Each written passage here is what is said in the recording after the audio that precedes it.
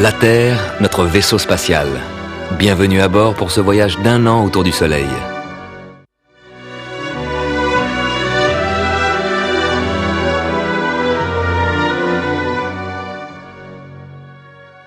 Nous arrivons à la station du solstice d'été. C'est le premier jour de l'été, le jour le plus long de l'année. C'est le moment où la moitié nord de la Terre se penche le plus vers le Soleil.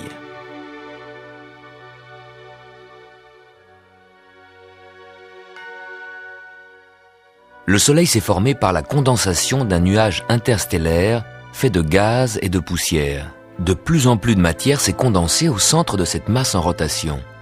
La sphère centrale s'agrandit, sa force d'attraction augmente et attire encore plus de matière jusqu'à ce que toute la matière de cette région de la galaxie se trouve agglutinée, collée en cette sphère. Toute la matière, sauf 1/1000, les planètes, 9 petites sphères qui tournent autour de notre Soleil. Mais 999 millièmes de la masse du système solaire, c'est le Soleil à lui tout seul. Et le système solaire, finalement, c'est le Soleil et des poussières.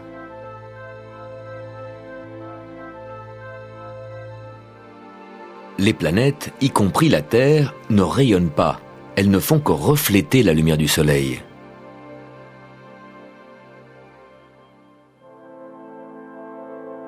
Le rayonnement du Soleil apporte à chaque mètre carré de la Terre l'énergie d'une douzaine d'ampoules de 100 watts. Le Soleil rayonne chaleur et lumière depuis plus de 4 milliards d'années. Comment fait-il ? Il est très grand. Son diamètre, 100 fois la Terre. Son volume, 1 million de fois la Terre. Sa masse, 300 000 fois la Terre. À cause de cette masse énorme, les pressions au centre font monter la température à 14 millions de degrés et provoquent des réactions nucléaires permanentes. Le Soleil est une sorte de réacteur nucléaire. Son combustible est l'hydrogène, l'atome le plus simple de l'univers. Il n'a qu'un seul électron. À la suite de fusion nucléaire, les atomes d'hydrogène deviennent des atomes d'hélium en dégageant une énergie énorme.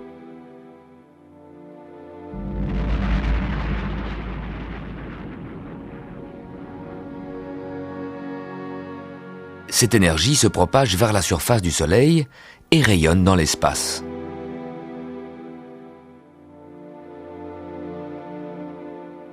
Le Soleil nous envoie des rayons de toutes sortes, des particules électromagnétiques, des rayons de lumière, mais surtout de la chaleur. En 1 heure, le Soleil fait fondre une plaque de glace de 1 cm d'épaisseur. Mais le Soleil ne rayonne pas uniquement vers la Terre, il rayonne tout autour de lui. C'est donc une immense sphère de glace de 1 cm d'épaisseur que le Soleil pourrait faire fondre en 1 heure. Si on comprimait cette sphère, ça donnerait un bloc de glace d'1 kilomètre que le Soleil ferait fondre en 1 heure. Sur les planètes plus proches du Soleil, Mercure et Vénus, il fait plus chaud. Posé sur Mercure, notre bloc fondrait en quelques minutes. Le rayonnement du Soleil diminue avec la distance. Dans l'environnement de Saturne, moins 200 degrés. Ces anneaux sont en fait des blocs de glace.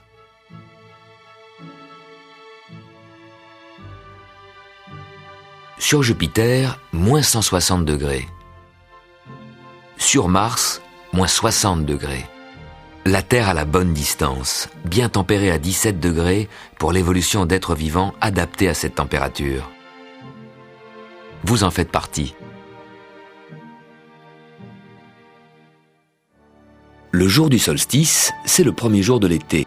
C'est le jour où le Soleil est le plus haut dans le ciel. Le jour où il décrit sa plus longue trajectoire. Le jour le plus long de l'année.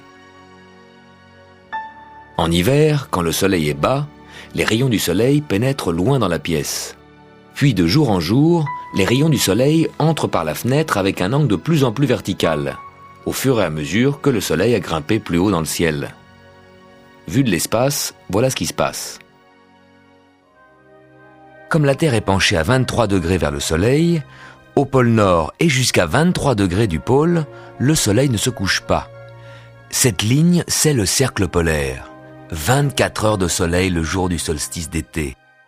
S'il fait beau, là-haut dans le nord. Par contre, au tropique, à 23 degrés de l'équateur, tout autour de la Terre, le long de ce 23e parallèle, le soleil, à midi, se trouve à la verticale.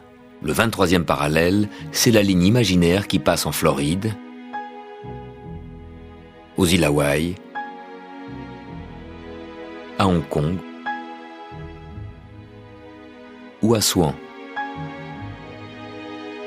Ce 23e parallèle, c'est le tropique du Cancer, parce que le Soleil, dans cette position du solstice d'été, nous apparaît devant la constellation du Cancer.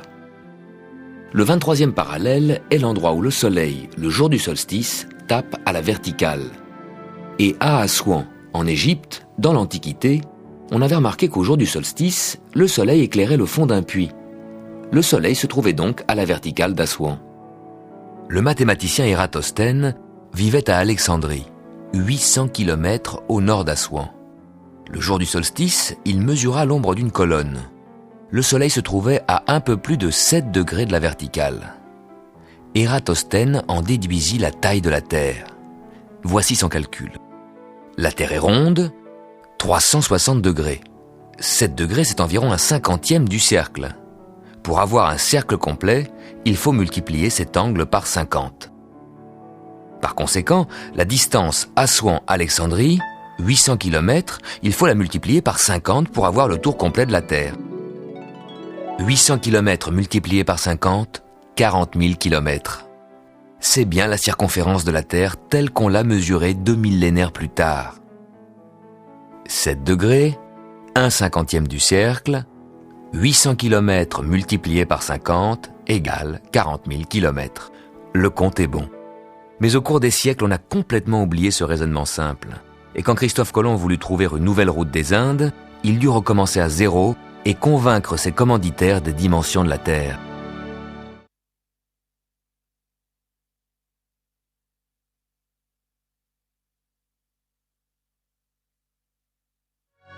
Nous venons de passer la station du solstice d'été.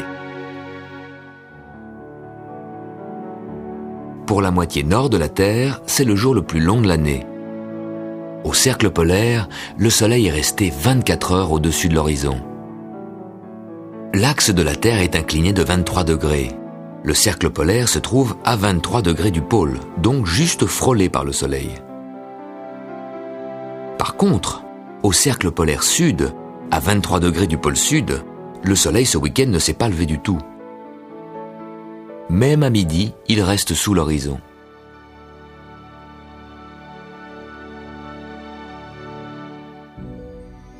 Les jours se raccourcissent en Nouvelle-Zélande et dans le sud de l'Argentine.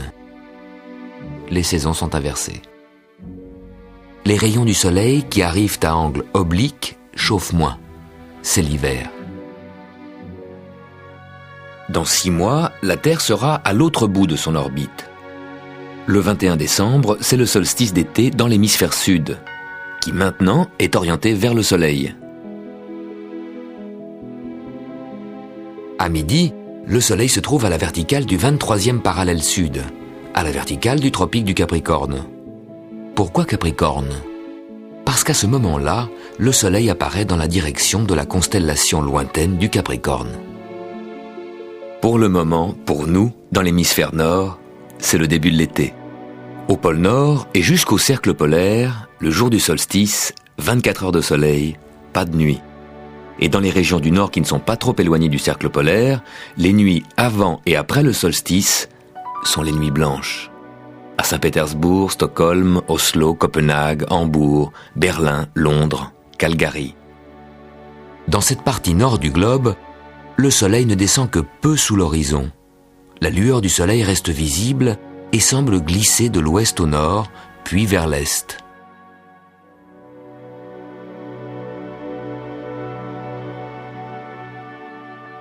Après le coucher du soleil, il reste une lueur qui glisse lentement le long de l'horizon.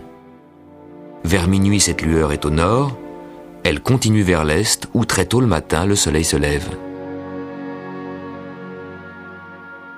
Dans une zone légèrement plus au sud, où se trouvent Paris, Winnipeg ou Vancouver, Cette lueur de nuit blanche reste visible jusqu'à minuit et réapparaît vers 3 heures du matin. À peine plus au sud, à Orléans, Zurich ou Montréal, la partie nord de la Terre monte trop haut au-dessus du Soleil et nous empêche de voir sa lueur. À cette latitude, pas de nuit blanche. La lumière dans laquelle et grâce à laquelle nous vivons vient du Soleil. Nos yeux perçoivent cette lumière comme blanche, mais si nous la décomposons, elle révèle toutes les couleurs de l'arc-en-ciel. Cette lumière que nous voyons n'est qu'une faible partie des rayons que le Soleil émet dans l'espace. Au-delà du violet, le Soleil émet des rayons que nos yeux ne peuvent plus voir, ce sont les rayons ultraviolets. Puis les rayons X, qui grâce à leur très haute fréquence peuvent pénétrer certaines matières, comme vos muscles et vos poumons. Puis les rayons gamma, émis aux endroits où la surface du Soleil est la plus chaude. À droite, le spectre de la lumière visible est limité par le rouge. Mais le Soleil émet des rayons que nos yeux ne peuvent pas voir, des rayons infrarouges. Puis les micro-ondes, oui, les mêmes que vous utilisez pour réchauffer vos surgelés, et des ondes à fréquence basse qui sont comme des ondes radio. Pour étudier le Soleil, il faut le scruter au-delà des rayons visibles.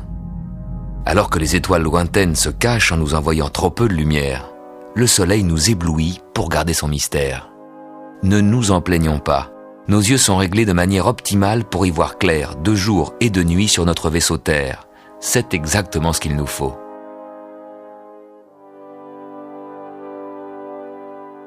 Attention, vous ne devez jamais regarder le Soleil sans protéger vos yeux. Des lunettes noires ne suffisent pas. Les verres fumés à la chandelle non plus. Pour observer le Soleil, achetez-vous des petits filtres solaires. Ce n'est pas cher. Ou projetez l'image du Soleil à travers des jumelles sur une feuille blanche. Vous verrez les taches solaires. Ce sont des trous dans l'enveloppe gazeuse du Soleil. Elles marquent l'endroit des éruptions. Vous pouvez suivre la rotation du Soleil en repérant de jour en jour les positions des taches solaires. La tache qui aujourd'hui est ici, sera ici demain. Les taches solaires nous servent de repères pour voir que le Soleil tourne sur lui-même. Mais elles nous aident aussi à voir le Soleil en 3 dimensions. Des taches voisines se rapprochent l'une de l'autre quand elles arrivent au bord du disque solaire, parce que justement ce n'est pas un disque, mais une sphère, une énorme boule de gaz. En suivant une tache solaire, vous pouvez aussi vous rendre compte de la dimension de notre système Terre-Lune. Le Soleil est si grand qu'il pourrait largement contenir la Terre et la Lune avec toute son orbite. La Lune fait un tour d'orbite en 4 semaines, comme cette tache qui nous montre la rotation et qui fait le tour du Soleil en 4 semaines. Tout le système Terre-Lune n'est donc pas plus grand que cette étoile nommée Soleil. Les taches deviennent plus nombreuses tous les 11 ans. En ce moment, le Soleil est dans une période calme. Le prochain maximum, c'est pour 2002. Ce sera la plus grande prolifération de taches depuis leur découverte par Galilée il y a 400 ans. Les taches nous montrent aussi le mouvement de la Terre. Si le matin vous repérez cette tache solaire ici, le soir, vous la retrouverez là. Ce n'est pas le Soleil qui a basculé pendant la journée, c'est la Terre. Le matin, le Soleil apparaît sous cet angle-ci. La Terre tourne, pendant la journée, le Soleil semble traverser le ciel. Le soir, il apparaît sous cet angle-là. Le Soleil n'a pas bougé, c'est nous qui le regardons sous un angle différent. Le matin, comme ça, le soir, comme ça. Tous les jours, avec ou sans tache solaire, vous pouvez voir le mouvement de bascule de la Terre. Au lever du Soleil, la Terre se tourne vers le Soleil, et le soir, la Terre couvre le Soleil.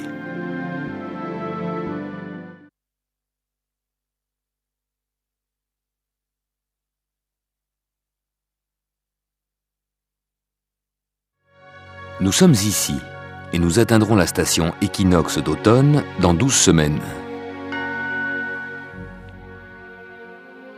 C'est vrai, la Terre tourne autour du Soleil, mais pas sur un cercle, sur une ellipse. Au premier jour de juillet, nous passons au point le plus éloigné du Soleil. Mais alors pourquoi fait-il si chaud ? En fait, la différence entre près du Soleil et loin du Soleil n'est pas si grande. Il y a une différence bien plus importante. La Terre ne se déplace pas droite, mais légèrement en biais.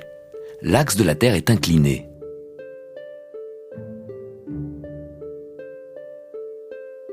En ce moment, l'hémisphère nord est penché vers le Soleil. Les jours sont longs, les nuits sont courtes. Mais surtout, comme la Terre est inclinée, les rayons du Soleil arrivent à des angles différents. En hiver, un rayon de soleil comme celui-ci nous arrivait en biais. Son énergie s'étalait sur une grande surface. On avait froid. Aujourd'hui, ce même rayon de soleil frappe le sol à un angle plus droit. Son énergie est concentrée sur une surface plus petite, ça chauffe.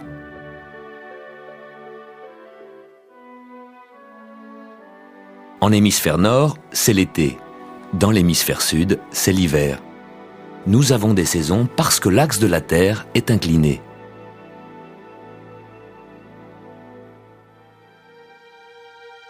La Terre voyage sur une orbite en forme d'ellipse. Mais cette ellipse ne dévie d'un cercle parfait que de 2/100. Peut-on se rendre compte d'une si petite déformation ? Oui, si une éclipse totale a lieu en juillet. Normalement, vu de la Terre, Soleil et Lune apparaissent de la même taille, alors qu'en réalité le Soleil est beaucoup plus grand. Par un hasard extraordinaire, le Soleil, 400 fois plus grand que la Lune, est également 400 fois plus éloigné. Ainsi, la Lune apparaît de la même taille que le Soleil et le couvre exactement. Mais au mois de juillet, quand la Terre est plus éloignée, le Soleil apparaît plus petit que la Lune. S'il y a éclipse, et si en même temps la Lune est proche de la Terre, la Lune couvre le Soleil largement. L'ombre de la Lune est plus large, et le Soleil met donc plus longtemps pour émerger de l'autre côté. Ce sont les éclipses les plus longues. Le 11 juillet 1991, le Soleil, dans sa position éloignée de la Terre, était caché derrière la Lune pendant presque 7 minutes. C'était l'éclipse du siècle. Le Soleil plus petit que la Lune démontre qu'en été, la Terre est plus éloignée du Soleil.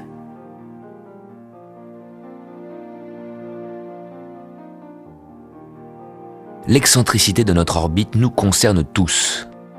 Comme toutes les planètes, la Terre avance plus vite sur son tronçon proche du Soleil, plus lentement sur le tronçon éloigné. En décembre-janvier, la Terre, en s'approchant légèrement du Soleil, s'est accélérée. En s'éloignant du Soleil, la Terre ralentit comme un train qui monte une côte. Le Soleil proche l'attire davantage. En ce moment, la Terre avance donc plus lentement. Elle prend du retard. Pour parcourir cette moitié été de son orbite, elle mettra 6 jours de plus que pour la moitié hiver. Équinoxe de printemps 20 mars, équinoxe d'automne 23 septembre, 3 jours de plus. Regardez vos calendriers.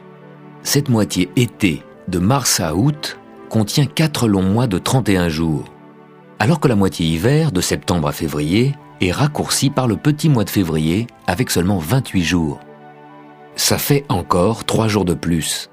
Nous arriverons donc à cette station équinoxe d'automne avec 6 jours de retard. Avec cette Terre qui circule à vitesse variable et nos montres qui donnent un temps régulier, il y aura certainement des décalages. Vous pouvez les voir. Prenez des repères chez vous, notez où le Soleil se couche. Le jour du solstice d'hiver, le Soleil se couche ici. Le jour du solstice d'été, ici. Chaque année, au fur et à mesure que les jours s'allongent puis raccourcissent, le Soleil fait un aller-retour. Et à chaque coucher de soleil de printemps correspond un coucher de soleil d'automne. À l'équinoxe de printemps, le Soleil se couche ici, à 20h. À l'équinoxe d'automne, au même endroit, à 20h également. Tout va bien. Mais 40 jours avant et après l'équinoxe, les choses se passent différemment. 40 jours avant l'équinoxe, en février, le Soleil se couche ici, à 19h. Et 40 jours après l'équinoxe, en novembre, ici, exactement au même endroit, et à la même heure. Et non, une demi-heure avant, à 18h30. Pourquoi au même endroit, mais pas à la même heure? Parce qu'en automne, la Terre a pris du retard et que nos montres indiquent une avance. Le soleil se couche au même endroit qu'au jour correspondant du printemps, mais nos montres lui donnent une demi-heure d'avance. Notre vitesse de croisière moyenne est de 107 000 km/h. En ce moment, la Terre avance plus lentement, parce que sur son orbite elliptique, elle passe au plus loin du Soleil, et notre vitesse n'est que de 105 000 km/h. Alors qu'en hiver, quand la Terre est accélérée par la force gravitationnelle du Soleil, nous voyageons à 110 000 km/h. S'il n'y a pas une grande différence, c'est que notre ellipse est presque un cercle, à peine étiré de 2%. Sur son orbite beaucoup plus elliptique, la comète Halley, qui nous visite tous les 76 ans, s'accélère pendant son passage près du Soleil à 200 000 km/h, le double de la Terre. Puis quand elle retourne vers la région lointaine de Neptune, elle ralentit à 3600 km/h, 30 fois plus lent que la Terre. Sur une ellipse aussi elliptique, on peut s'imaginer que le Soleil, en quelque sorte, jette au loin la comète qui, à mi-parcours, ralentit pour retomber vers le Soleil. Si vous jetez une balle en l'air, elle accélère sur une trajectoire étroite, ralentit, s'arrête et retombe. La Terre, elle, est en chute permanente vers le Soleil. Mais pas de panique. Sur cette trajectoire presque circulaire, les forces centrifuges nous maintiennent solidement, tous sur orbite.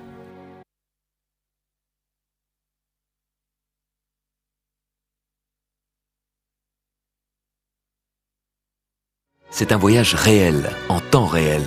Pendant que vous regardez ces images, vous foncez à travers l'espace à 107 000 km/h, 30 km chaque seconde. Nous sommes ici. Nous atteindrons la station équinoxe d'automne en 11 semaines. Tous les 20 mois environ, Vénus brille le soir, juste après le coucher du soleil. En 99, en été. En 98, Vénus n'est visible que le matin. Vénus circule sur l'orbite intérieure voisine de la nôtre. Vénus est une planète intérieure entre la Terre et le Soleil. Elle ne s'écarte donc jamais beaucoup du Soleil. Vous le voyez, elle va plus vite que nous.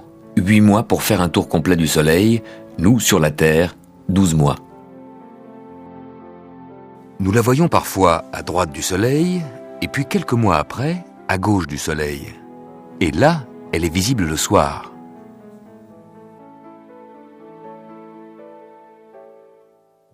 Tant que vous regardez Vénus à l'œil nu, vous voyez un petit point lumineux comme les autres planètes et les étoiles.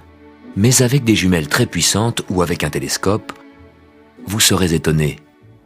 Vous verrez Vénus comme un croissant de lune. Pourquoi ? Comme Vénus est plus proche du Soleil, nous la voyons éclairée de côté, comme la demi-lune. Les soirs de juillet 99, vous pouvez bien voir Vénus, notre planète sœur. Ces soirs-là, juste après le coucher de soleil, le système solaire se présente en un bel alignement. De gauche à droite, Mars, la Lune, Vénus, Mercure s'il n'y a pas de brume, et le Soleil que l'on devine juste en dessous de l'horizon. Toutes les planètes solides du système solaire réunies devant vos yeux, faciles à repérer grâce à la Lune. Un mois auparavant, la Lune nous a déjà présenté un tel alignement. Sauf que Mercure était à droite du Soleil, sous l'horizon. Voilà ce qui s'est passé entre-temps. Mercure, la planète la plus proche du Soleil, a parcouru le tiers de son orbite pour venir se placer entre le Soleil et Vénus. Vénus, la Terre et Mars ont continué leur périple. Vénus un peu plus vite, Mars un peu plus lentement que nous. La Lune, toute proche de la Terre, semble faire partie de ce club de planètes qui sont pourtant 600 fois plus éloignées. Cet alignement vous montre bien le plan dans lequel les planètes et la Terre circulent autour du Soleil. Soleil, Mercure, Vénus, Lune, Mars et la Terre nous permettent en un coup d'œil de voir la moitié du système solaire.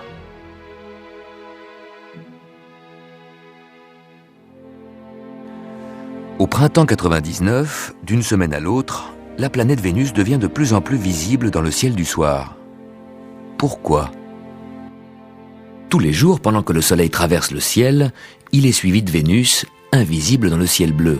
Quand Vénus suit le Soleil de très près, le soir le Soleil passe sous l'horizon et Vénus, tout de suite après, passe également sous l'horizon. Vénus reste donc invisible. Puis Vénus se décale de plus en plus à gauche du Soleil. En suivant le Soleil avec ce plus grand décalage, Vénus traverse le ciel 1 heure plus tard. Au coucher du Soleil, Vénus a le temps de briller encore 1 heure avant de passer également sous l'horizon.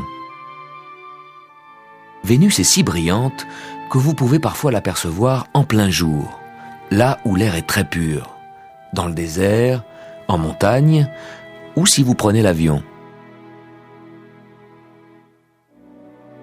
Pourquoi Vénus est-elle si brillante ? Elle est près de nous. Elle apparaît donc plus grande que d'autres astres plus éloignés. La planète Jupiter est plus éloignée, moins brillante. Vénus, comme Jupiter, comme toutes les planètes, ne rayonne pas. Elle nous renvoie la lumière du Soleil. Elle nous en renvoie même beaucoup. Car Vénus est plus près du Soleil que nous et reçoit un rayonnement plus fort. Mais aussi parce qu'elle est recouverte d'une épaisse couche de nuages blancs qui réfléchissent intensément les rayons du Soleil. Cette brume nous cache la surface de Vénus. Ce sont les radars des sondes spatiales qui nous révèlent ces montagnes et vallées vénusiennes. Il y fait une chaleur à fondre le plomb. L'atmosphère très dense empêche la chaleur accumulée par Vénus de s'échapper vers l'espace. C'est l'effet de serre. Sur la Terre aussi, nous connaissons l'effet de serre.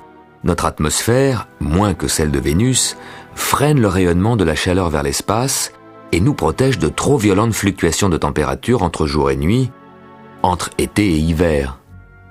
Sur Vénus, il n'y a ni été ni hiver. Les rayons du Soleil frappent toujours sous le même angle, car l'axe de Vénus se dresse presque droit sur son orbite. Sous les nuages, les Vénusiens, s'il y en avait, ne verraient jamais ni les étoiles, ni leur planète voisine, la Terre. Mais Vénus a aussi une autre particularité. Vénus tourne en sens inverse de toutes les autres planètes, et très lentement. La Terre met 24 heures pour une rotation autour de son axe. Jupiter, 10 heures. Vénus, 8 mois. Légèrement plus qu'elle met pour faire le tour du Soleil. Qu'est-ce qui s'est passé ? L'atmosphère dense qui entoure Vénus a subi un effet de marée, semblable à la marée des océans qui entourent la Terre. La force d'attraction du Soleil attire l'atmosphère de Vénus en un bourrelet de marée. Ainsi déformée, Vénus a ralenti sa rotation. Résultat, le Soleil a plus de temps pour chauffer cette partie de l'atmosphère, qui, en se dilatant, renforce encore l'effet de marée, donc le ralentissement. Et tous ces effets se cumulent jusqu'à ce que la rotation soit quasiment arrêtée et même légèrement inversée. Un phénomène mystérieux se produit chaque fois que Vénus et la Terre se rapprochent au plus près. À chaque rencontre, tous les 20 mois, c'est le même méridien de Vénus qui pointe vers la Terre. Peut-être est-ce un hasard. Mais si c'était une sorte de résonance planétaire entre la Terre et notre voisine Vénus. Pensez-y le soir quand vous la verrez.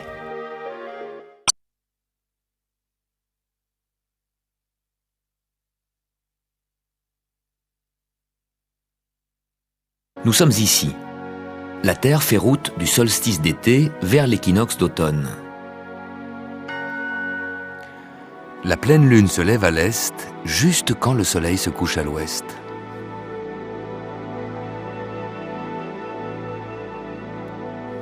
Vers 11h minuit, vous verrez qu'elle n'est pas montée très haut dans le ciel, alors que ces jours-ci, le soleil, à midi, monte encore très haut. En hiver, le soleil passera bas dans le ciel, aussi bas que la pleine lune passe en été. Vue par un extraterrestre, la Lune est bien en face du Soleil, à peu près dans le même plan dans lequel évoluent la Terre et les planètes. Comme l'axe de la Terre est incliné, voici ce que nous voyons en été. Le Soleil apparaît haut dans le ciel. La nuit, nous regardons dans cette direction, et voilà que la pleine Lune apparaît bas, près de l'horizon. De jour, le Soleil haut comme ça. De nuit, la Lune bas comme ça. En hiver, ce sera le contraire. La Terre sera ici, la moitié nord détournée du Soleil. En hiver, dans cette perspective, le Soleil passera bas dans le ciel et la pleine Lune haut dans le ciel. Chacun son tour. Le Soleil, après avoir grimpé tous les jours plus haut dans le ciel, commence à redescendre. Si vos fenêtres donnent vers le sud, vous verrez qu'aujourd'hui, à midi, le Soleil est encore haut dans le ciel. Ses rayons n'éclairent le sol que près de la fenêtre. En été, ce n'est pas la fenêtre, c'est le toit de la maison qui fait face au Soleil. Vu de l'espace, voilà ce que ça donne. Le Soleil éclaire le toit. Puis au fur et à mesure que la Terre avance sur son orbite, la moitié nord se détournera de plus en plus du Soleil. C'est ce mouvement de bascule de la Terre qui modifie l'angle des rayons du Soleil. En hiver, les rayons, sous un angle plus oblique, pénétreront plus loin dans la pièce. Le Soleil sera plus bas sur l'horizon et traversera le ciel sur une trajectoire de plus en plus basse.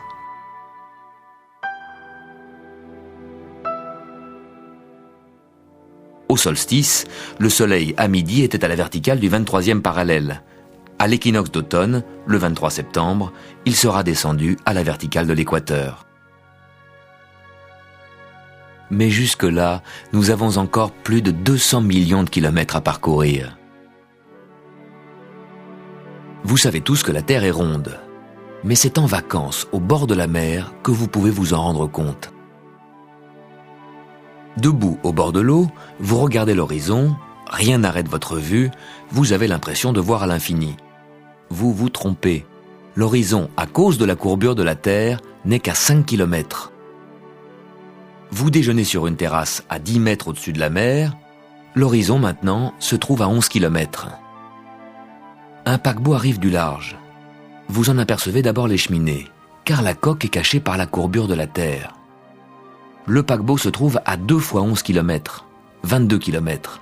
Il est derrière l'horizon. En s'approchant, il semble émerger de la mer. Il monte de plus en plus vers la crête de ce monticule qui, en fait, est la courbure de la Terre. Vous montez sur une falaise, altitude 100 mètres. L'horizon que vous voyez se trouve alors à 35 km. En montagne, on voit plus loin. Le Mont Blanc est visible à 200 km. Et si vous le contemplez d'une autre montagne, ça porte votre regard à 400 km. Paradoxalement, 5 km seulement au bord de la mer. L'horizon dégagé, mais plus proche, limite notre vue et révèle ainsi la courbure de la Terre. Presque un mois après le jour le plus long, le soleil se couche quelques minutes plus tôt. Pourquoi le soleil couchant vire au rouge ? La lumière du soleil est blanche, mais ce que nous percevons comme blanc est en fait le mélange de toutes les couleurs de l'arc-en-ciel, du violet au rouge. Avant de nous atteindre, la lumière doit traverser l'atmosphère. L'atmosphère agit comme un filtre qui absorbe une partie de la lumière, surtout du côté violet, alors que les rayons orange et rouge passent mieux.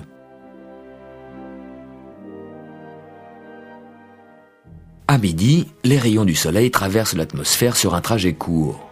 L'effet de filtrage reste faible, la lumière reste blanche. Le soir, les rayons arrivent en biais. À cet angle, la couche d'atmosphère à traverser est plus épaisse, l'effet de filtrage est plus important, toutes les couleurs sont absorbées, sauf le rouge. Plus le soleil descend, plus nous le voyons à travers l'atmosphère, plus il apparaît rouge. Au fur et à mesure que le soleil descend, il semble se déformer, s'aplatir. C'est encore un effet de l'atmosphère. qui non seulement filtre les couleurs, mais dévie les rayons de lumière. L'épaisseur de l'atmosphère déforme le disque solaire pour le dilater en ovale. Quand en plus les vents et les températures perturbent l'atmosphère, nous voyons un soleil déchiré. Le soleil se couche 1 minute plus tôt que la veille. Mais quand vous regardez le soleil se coucher, il n'est plus là. Depuis 8 minutes déjà, le soleil est sous l'horizon. 8 minutes, c'est le temps que met la lumière pour parcourir la distance du soleil à la Terre. Les particules qui transportent la lumière voyagent à 300 000 km par seconde. C'est la vitesse maximum absolue. Rien dans l'univers ne peut aller plus vite que la lumière. Dans notre vie quotidienne, nous ne sommes pas conscients de la vitesse de la lumière. La lumière nous paraît quelque chose d'instantané. Nous voyons même des lumières lointaines en même temps qu'elles s'allument. Dans le système solaire, le clair de lune nous arrive en 1 seconde. Mais la lumière des étoiles de la constellation Orion met des siècles pour arriver jusqu'à nous. Imaginons qu'on regarde Orion, non pas de la Terre, mais d'un autre endroit dans l'univers. Là, vous voyez que ces étoiles se trouvent à des distances très différentes. Vous les voyez comme elles étaient à des époques lointaines, des siècles, des millénaires, des images décalées dans le temps. Les étoiles, vous les voyez en différé.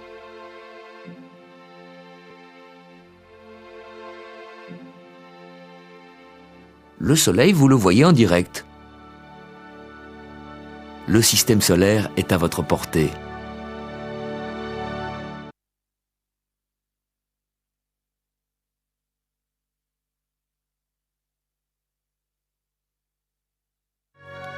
Nous sommes ici. La Terre avance à 107 000 km/h, 30 km par seconde. Et nous atteindrons l'équinoxe, le début de l'automne, dans 9 semaines.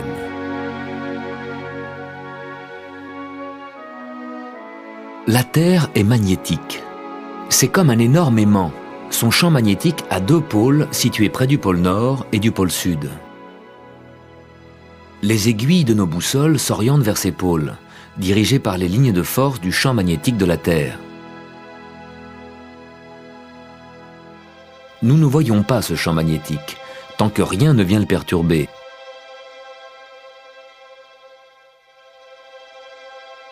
Mais à 150 millions de kilomètres de nous, le Soleil ne cesse d'émettre des particules dans l'espace.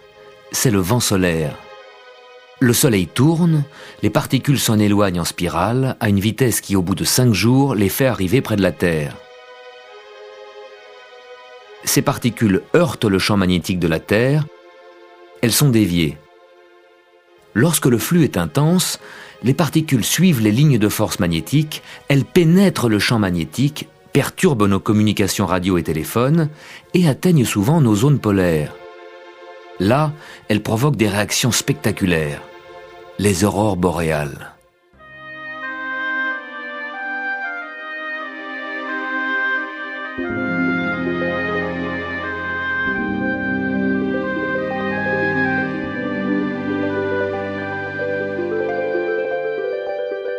Mais pendant ce temps-là, chez nous, il fait chaud. C'est la canicule. Mais que veut dire canicule? C'est le nom de cette constellation. Caniculum, le petit chien. Ce groupe d'étoiles apparaît près des constellations des Gémeaux et du Cancer, qui sont des constellations du zodiaque. Cette toile de fond imaginaire qui nous sert de repère pour situer les planètes et le Soleil. La semaine dernière, le Soleil était encore devant la constellation des Gémeaux. Il se dirige vers le Cancer. Le petit chien est en dessous. Vu de la Terre, le Soleil est près de la constellation du petit chien. C'est la canicule. Mais attention, ce n'est pas le Soleil qui bouge. C'est la Terre qui file sur son orbite et le Soleil semble se déplacer devant le zodiaque. Ce n'est que maintenant, à la canicule, qu'il fait le plus chaud. Pourtant, le Soleil était au plus haut il y a 1 mois, au solstice. Mais il met du temps pour réchauffer l'énorme masse d'air de notre atmosphère. Et encore plus longtemps pour réchauffer la mer pour votre baignade. En ces jours de canicule, nous sommes particulièrement conscients du rayonnement du soleil. Ce rayonnement donne à la Terre les conditions exceptionnelles qui ont permis à la vie d'évoluer. Ces conditions dépendent d'un équilibre très délicat entre les rayons que la Terre absorbe et ceux qu'elle réfléchit dans l'espace. Les surfaces claires réfléchissent la lumière, les surfaces sombres l'absorbent. Les calottes polaires sont blanches, les nuages sont blancs. Là où la Terre est blanche, elle réfléchit la plus grande partie du rayonnement dans l'espace. Par contre, là où la Terre a des couleurs sombres, les forêts et les mers profondes, elle absorbe beaucoup de rayonnement et en réfléchit peu. Au total, la Terre n'absorbe que 2/3 du rayonnement. C'est insuffisant. Il ferait trop froid, la température ne serait que de moins 18 degrés. Ce qui nous sauve, c'est l'effet de serre. Les nuages et l'atmosphère laissent passer des rayons infrarouges qui chauffent. Mais surtout, ils empêchent cette chaleur de s'échapper vers l'espace. Grâce à cet effet de serre, nous avons une température moyenne de 17 degrés et un climat stable. Et la pollution? Cela pourrait renforcer l'effet de serre. Mais son influence sur le climat n'est pas certaine. Dans notre atmosphère, riche en oxygène, ce rayonnement maximum du Soleil entraîne la formation de l'ozone. Il y a l'ozone utile et l'ozone nocif. À basse altitude, surtout par forte chaleur, l'oxygène mélangé au gaz carbonique produit l'ozone, qui est nocif quand nous le respirons. À haute altitude, par contre, l'ozone est un filtre actif qui absorbe les rayons ultraviolets dont le Soleil nous bombarde. Sans ce filtre protecteur, nous serions cuits, brûlés et stérilisés par les rayons ultraviolets. Dans la couche d'ozone qui nous protège, on a constaté des trous, surtout au-dessus du pôle sud. On ne sait pas encore s'il s'agit de fluctuations périodiques naturelles ou d'une destruction progressive. Par prudence, on limite l'utilisation des substances qui pourraient nuire à la couche d'ozone, surtout le chlore des aérosols. L'ozone a donc 2 effets différents. Causé par le gaz carbonique, l'ozone est nocif dans l'air que nous respirons. Mais en haute altitude, l'ozone est utile, vital quand on s'expose aux rayons du soleil. Ces rayons qui nous menacent, mais qui en même temps nous tiennent en vie.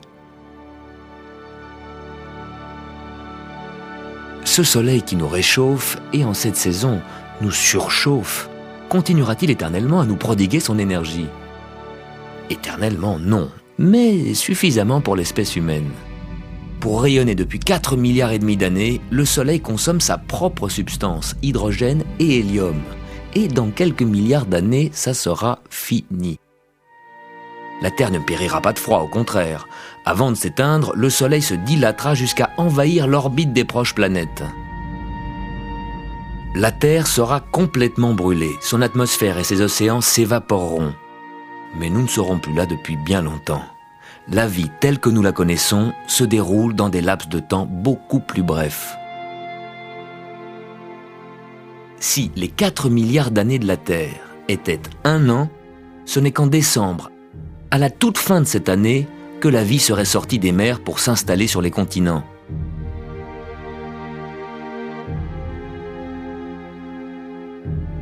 Quant à l'espèce humaine, nous avons fait notre première apparition le 31 décembre.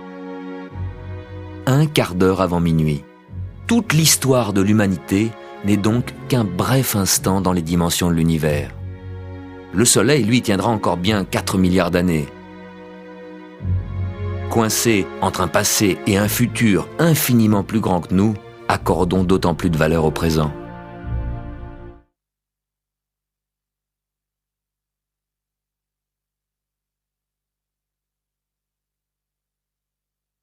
Nous sommes ici, entre le solstice d'été et l'équinoxe d'automne que nous atteindrons dans 8 semaines. Dans les villes, la pollution de lumière nous empêche de plus en plus de voir le ciel. Même par beau temps, on ne peut y voir que les planètes brillantes, Vénus et Jupiter, et parfois Mars. Et parmi les étoiles, la plus brillante, Sirius, visible le soir, surtout en hiver. Ou la constellation Orion. Et bien sûr, les étoiles près du zénith, la Grande Ourse, l'étoile polaire, plus éloignées de l'horizon éclairé. Loin des villes, en vacances, choisissez un endroit à l'abri de toute lumière. Et là, à partir de 11 heures, vous pouvez voir notre galaxie. La Voie lactée, cette traînée laiteuse que forme la masse des étoiles lointaines. Notre galaxie, c'est un énorme disque formé de milliards d'étoiles. 200 milliards d'étoiles. En fait, toutes les étoiles visibles, y compris notre Soleil. Nous n'en voyons qu'une partie parce que nous sommes nous-mêmes à l'intérieur de ce disque. Notre galaxie a 100 000 années-lumière de diamètre. Ça veut dire que la lumière met 100 000 années pour traverser la galaxie. Le disque galactique nous entraîne à une vitesse d'1 million de kilomètres/heure. Vous vous rendez compte, chaque heure, 1 million de kilomètres. 10 fois plus rapide que la vitesse de la Terre sur son orbite. Comparons la galaxie avec les dimensions de la Terre et du système solaire. Soleil et Terre, depuis leur existence, n'ont fait que 20 fois le tour de la galaxie. On pourrait dire, ils ont 20 ans galactiques. C'est jeune.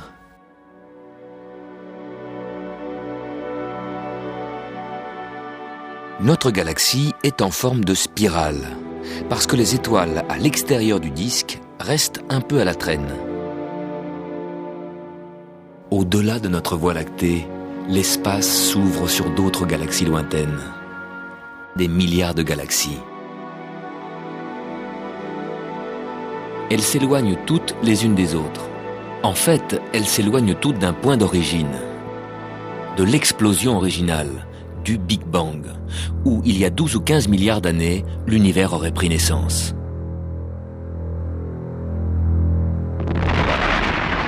En moins d'1 millième de seconde, l'explosion du Big Bang a dégagé des énergies énormes, qui encore aujourd'hui régissent l'univers. Ne demandez surtout pas qu'est-ce qu'il y avait dans le temps avant le Big Bang.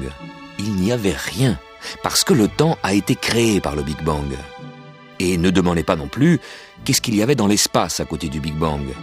Rien, parce que l'espace lui aussi a été créé par le Big Bang. Il n'y avait donc pas d'avant ni d'à côté. Depuis le Big Bang, les galaxies s'éloignent les unes des autres, parce que l'univers est en expansion, comme un ballon qui se gonfle. Tous les points d'un ballon qui se gonfle s'éloignent les uns des autres. De la même manière, toutes les galaxies s'éloignent les unes des autres. Plus elles sont loin, plus elles vont vite. Il en résulte une perspective étonnante. De notre point de vue, les galaxies semblent toutes s'éloigner de nous. Nous voyons donc cet univers qui gonfle comme si nous étions, nous, au centre. Ce point de vue est aussi juste, aussi réel que le point de vue de quelqu'un qui regarderait l'univers depuis le Big Bang. En fait, nous voyons l'expansion de l'univers comme si nous en étions le centre.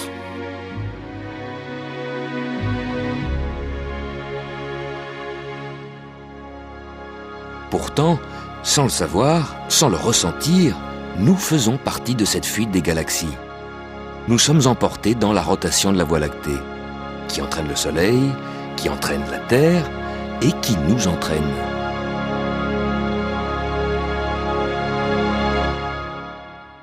Sommes-nous pour autant d'insignifiants grains de poussière perdus quelque part dans l'univers? Pas nécessairement. Celui qui regarde l'univers en devient le centre, même si ce centre n'est pas un point fixe. Le système solaire tout entier se déplace dans la galaxie. Au cours des millénaires, le Soleil, accompagné de ses 9 planètes, y compris la Terre, se dirige dans la direction de Vega, au-dessus du Scorpion. La Terre, au bout d'1 an, n'arrive donc pas au même endroit qu'1 an auparavant. Elle suit le mouvement du Soleil à travers la galaxie, et si nous voulons visualiser le chemin parcouru par la Terre, le cercle de l'orbite annuelle de la Terre autour du Soleil va s'étirer en une spirale à travers l'espace. La Terre, comme tout l'univers, progresse dans une autre dimension, le temps. En un an, la Terre dessine son cercle autour du Soleil. D'année en année, Soleil et Terre progressent dans le même temps. Le cercle s'étire en spirale. Cette image du temps ressemble et se confond avec le parcours de la Terre dans l'espace.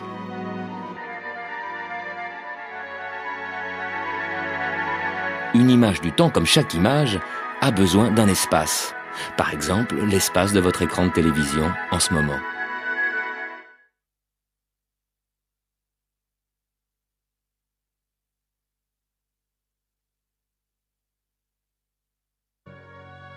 Nous sommes ici, encore cette semaine, et nous arriverons au point de l'équinoxe d'automne. Tous les 2 mois, Mercure passe dans sa position la plus décalée du Soleil. C'est là que vous avez les meilleures chances d'apercevoir cette petite planète proche du Soleil, car la plupart du temps, elle est cachée dans son rayonnement.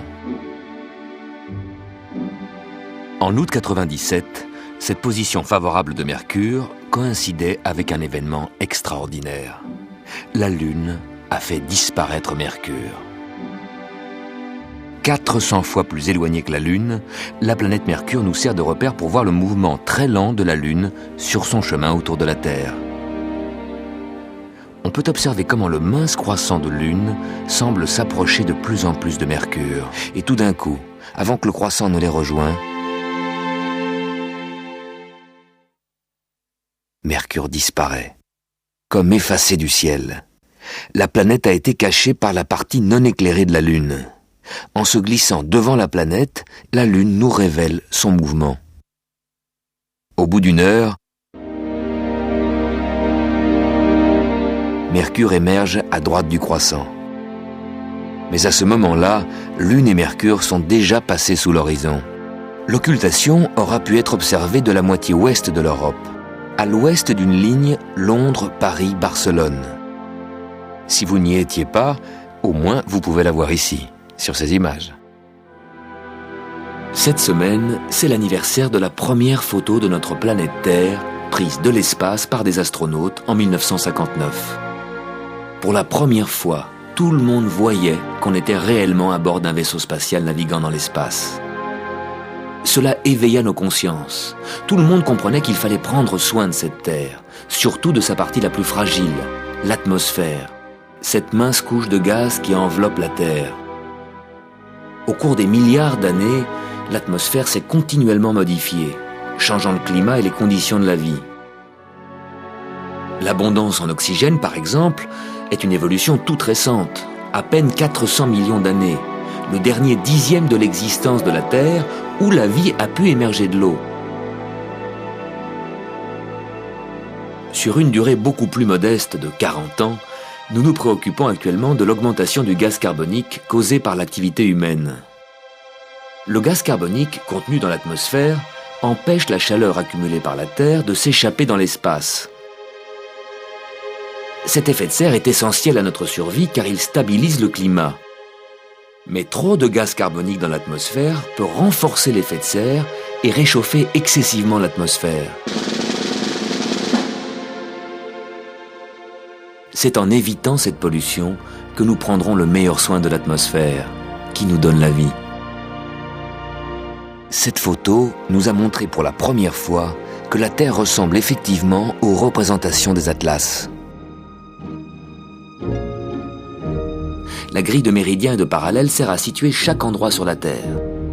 New York se trouve à 41 degrés latitude nord et 74 degrés longitude ouest. Ces deux mesures, celle de la latitude et celle de la longitude, semblent être de la même famille, mais leurs points de départ sont étonnamment différents. La latitude se mesure depuis l'équateur.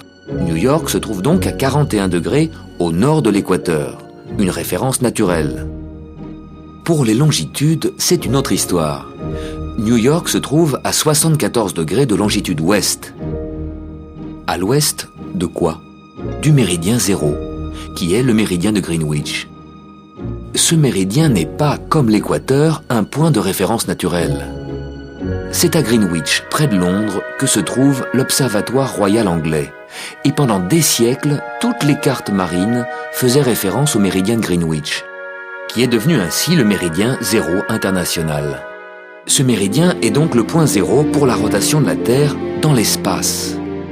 Et un repère de temps, car l'heure de Greenwich est devenue l'heure universelle. Espace et temps se rencontrent. Notre vaisseau spatial Terre est quadrillé par les méridiens et les parallèles qui permettent de situer chaque endroit. 49 degrés latitude nord, 2 degrés longitude est, Paris. 41 degrés nord, 74 ouest, New York. Un bateau en détresse qui signale sa position à 4 degrés sud, 122 degrés ouest et qu'on retrouve au large des îles Marquises grâce à cette adresse précise. Les mesures que nous utilisons tous les jours, mètres et kilomètres, c'est également la Terre qui nous les a données. 1 kilomètre, c'est par définition le 10 millième de la distance entre l'équateur et le pôle Nord, le quart de la circonférence de la Terre, 10 000 kilomètres. Pour redescendre de l'autre côté jusqu'à l'équateur, c'est encore 10 000 kilomètres. Et de là au pôle Sud, encore 10 000. Et 10 000 pour le dernier quart. 4 fois 10 000, 40 000 kilomètres de longueur pour les méridiens. Ce devrait être également la longueur de l'équateur. Mais la Terre n'est pas une sphère parfaite. Sous l'effet de sa propre rotation, elle s'est aplatie. Les forces centrifuges qui fuient le centre poussent la matière loin du centre et provoquent un renflement au niveau de l'équateur. L'équateur est donc plus éloigné du centre de la Terre que les pôles, et plus long que les méridiens. 132 km de plus. À 180 degrés du méridien de Greenwich, un méridien très particulier se trace à travers l'océan Pacifique, la ligne du changement de date. Aujourd'hui, à midi pile au méridien de Greenwich, c'est vendredi partout sur la Terre. Mais à Honolulu, il est 2 heures du matin le vendredi matin. Alors qu'à Tokyo, il est 22 heures le vendredi soir. 2 heures plus tard, il est minuit à Tokyo. Fini le vendredi, on passe au samedi. Dans la tranche bleu foncé, c'est déjà le samedi. Alors qu'à Honolulu, de l'autre côté de la ligne de date, il est 4 heures du matin et ils ont encore tout le vendredi devant eux.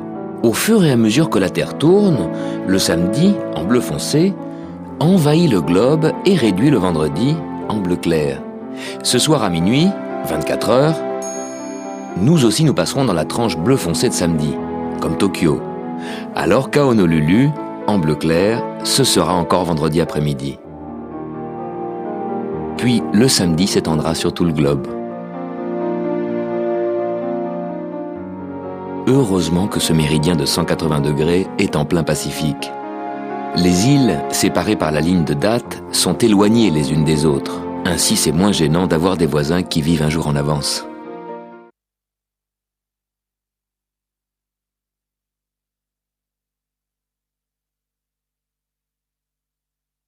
Nous sommes ici, environ à mi-chemin entre le solstice d'été, le 21 juin, et l'équinoxe d'automne, le 23 septembre. Comme chaque année au mois d'août, c'est le moment où l'on voit beaucoup d'étoiles filantes. À cette époque de l'année, la Terre traverse les débris qu'une comète a laissés sur son sillage. La Terre fonce dans cette nuée de poussière. Ce sont de minuscules grains de quelques milligrammes seulement qui s'échauffent et s'enflamment au contact de l'atmosphère de la Terre. Et c'est le feu d'artifice des étoiles filantes.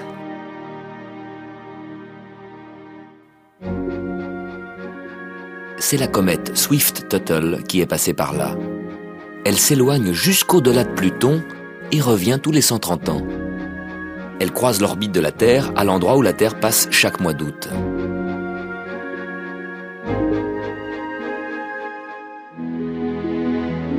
La Terre traverse les poussières de comètes comme une voiture les flocons de neige. Pour les voir, il faut regarder en avant. Mais c'est où l'avant? Avec la Terre qui tourne autour de son axe, où est l'avant? Pour regarder dans la direction de la course de la Terre, vous devez toujours avoir le Soleil à votre gauche. À minuit, en regardant vers le sud, vous tournez le dos au Soleil. Pour la voir à votre gauche, tournez-vous à gauche, vers l'est. Ça y est, là vous regardez en avant, dans la direction des poussières de comètes. Vers minuit, les étoiles filantes devraient apparaître à 3 largeurs de main au-dessus de l'horizon. Mais comme la Terre tourne, plus la nuit avance, plus vous devez regarder vers le sud-est. Et le point d'où viennent les étoiles filantes va monter dans le ciel. C'est le matin que vous en verrez le plus, car le matin, vous regardez directement vers le radiant, le point d'où viennent les étoiles filantes. D'autres comètes passent plus loin de la Terre, comme la célèbre comète Halley, qui revient tous les 76 ans. La comète Hale-Bopp, qui est passée près du Soleil en mars-avril 97, met des millénaires avant de revenir. Peut-être est-elle déjà passée il y a 3000 ans. On le saura dans 3000 ans, si elle revient. Mais il y a parfois des comètes qui se font piéger, comme la célèbre petite comète Schumacher-Levy, qui en 1994 était passée trop près de Jupiter. Elle a été capturée par les énormes forces d'attraction de Jupiter et s'est mise à tourner autour de la planète géante sur une orbite qui la faisait passer de plus en plus près. Le tiraillement des forces gravitationnelles finit par faire éclater le noyau de la comète. Un tour d'orbite plus tard, ces fragments s'écrasèrent les uns après les autres sur l'épaisse atmosphère gazeuse de Jupiter.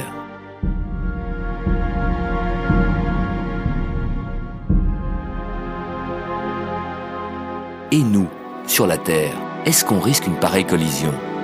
C'est très peu probable, mais à son prochain passage, Swift-Tuttle nous croisera de près. Au dernier passage de Swift-Tuttle, les astronomes avaient calculé et prédit son retour pour 1984. Mais les comètes ne sont pas fiables. Réchauffées par le Soleil, elles éjectent des masses de gaz et de poussière, et cela modifie leur trajectoire et bien entendu, le moment exact de leur retour. Swift-Tuttle nous est arrivé avec 8 années de retard, en novembre 1992. La comète a croisé notre trajectoire alors que nous étions ici, loin de la trajectoire de la comète. Ce lieu de croisement, la Terre y passe chaque année le 12 août. Mais attention, le prochain rendez-vous de la comète est prévu pour un 14 août. Ce sera en 2126. La Terre passera cette espèce de carrefour, comme chaque année, le 12 août, 2 jours avant la comète. Si la comète arrive comme prévu le 14, tout va bien. On sera passé avant la comète. Mais si elle a 2 ou 3 jours d'avance, vos arrière-petits-enfants risquent une rencontre très serrée. À la prochaine pleine lune, regardez comme elle se lève à l'est quand le soleil se couche à l'ouest. 1 ou 2 heures après le coucher du soleil, la pleine lune est si lumineuse qu'autour d'elle on ne voit plus d'astres, sauf Jupiter, la planète la plus grande du système. Grâce à sa brillance, Jupiter reste visible même quand il apparaît en conjonction avec la pleine lune. Bien que ces 2 astres apparaissent côte à côte, n'oubliez pas que Jupiter est 1500 fois plus éloigné. Une telle conjonction nous montre bien la chorégraphie du ballet planétaire. La Terre avance sur son orbite 12 fois plus vite que Jupiter. Pour un tour complet du Soleil, la Terre met 1 an. Jupiter, 12 ans. La Terre peu à peu rattrape Jupiter et se glisse entre Jupiter et le Soleil. Dans cette position, Jupiter est en face du Soleil, en opposition. Vu de la Terre, Jupiter se trouve du côté opposé au Soleil. Revoyons tout ça avec la Lune, qui chaque mois fait le tour de la Terre. Quand elle rejoint la ligne Terre-Jupiter, elle est en conjonction avec Jupiter.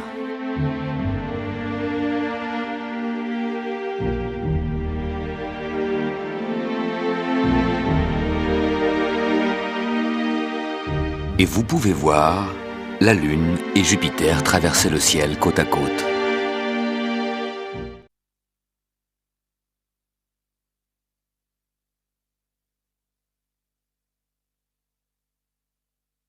Nous sommes ici. Dans un mois, nous atteindrons la station équinoxe. le début de l'automne. Comment la Lune agit-elle sur les marées ?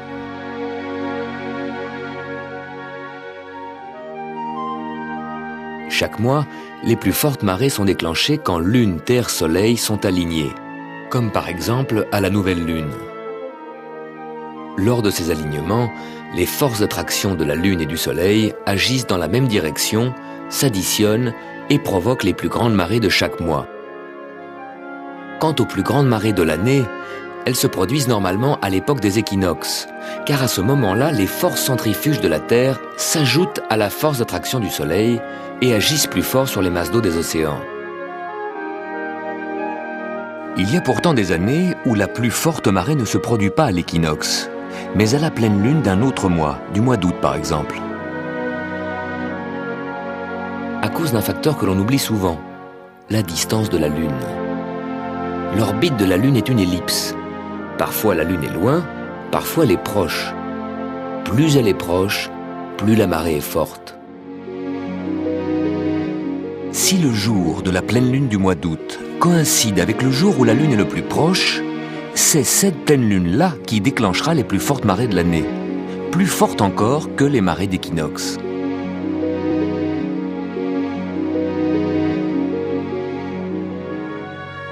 Les soirs d'été, d'année en année, la grande planète Jupiter se lève de plus en plus tard, en l'an 2000 après minuit. Jupiter est la plus grande planète du système solaire. Elle est entourée de 2 anneaux très minces et de 16 satellites. Avec des jumelles, vous pouvez voir les 4 plus grands, les 4 lunes galiléennes, découvertes par Galilée. Quand Jupiter se lève à l'horizon, les 4 satellites se présentent en ligne montante, puis ils basculent en ligne descendante. C'est que nous regardons depuis la Terre qui tourne. La Terre, les planètes, Jupiter et ses satellites sont tous situés dans le même plan. Mais comme la Terre tourne, notre poste d'observation change d'inclinaison d'heure en heure. Les 4 satellites, parce qu'ils sont alignés, nous le montrent encore mieux.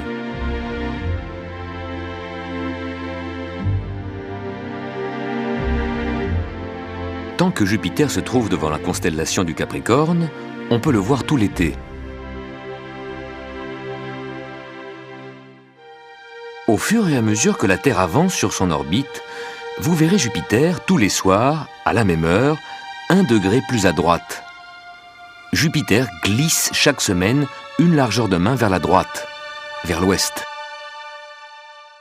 Et tous les soirs, vous pouvez suivre le balai des 4 grands satellites galiléens.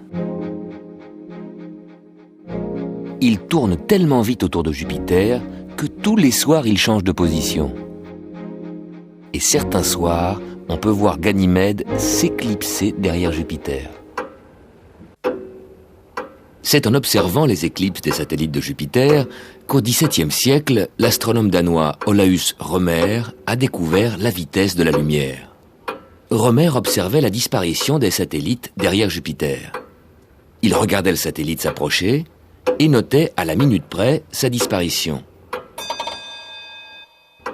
Quelques mois plus tard, il observe le même phénomène et constate un retard de 8 minutes.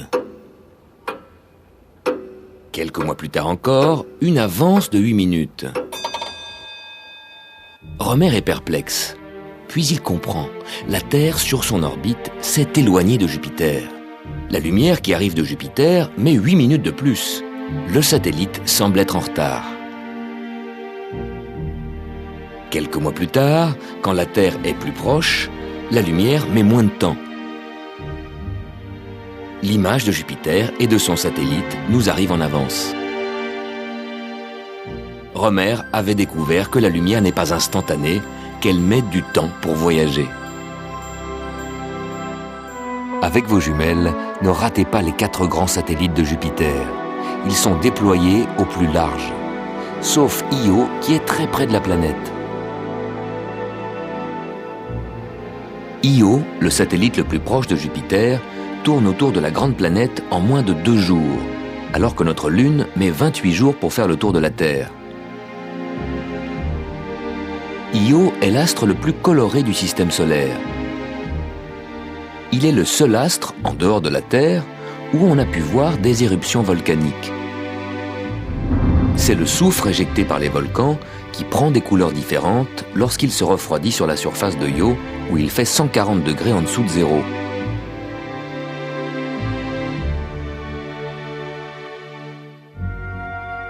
Les gaz et les poussières éjectés par ces volcans sont éparpillés sur la trajectoire du satellite. Chargées d'électricité, ces particules modifient le rayonnement des ondes radio que Jupiter émet dans l'espace.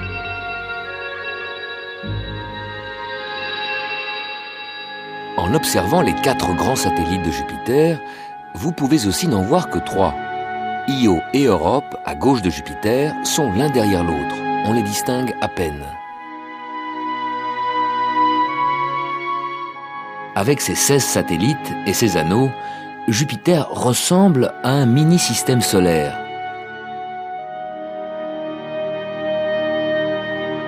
Son influence s'étend bien plus loin. À 800 millions de kilomètres à droite et à gauche de Jupiter, son orbite est peuplée par 2 groupes de petits astres, les Troyens. Ces 2 groupes d'astéroïdes flottent dans l'espace à des endroits bien précis, là où il y a un équilibre entre les forces gravitationnelles.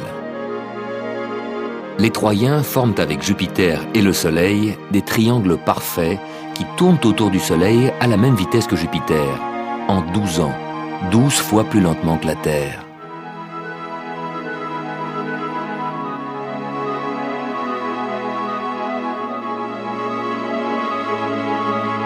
Au cours de votre vie, cette grande planète brillante fera 6 ou 7 fois le tour du Soleil.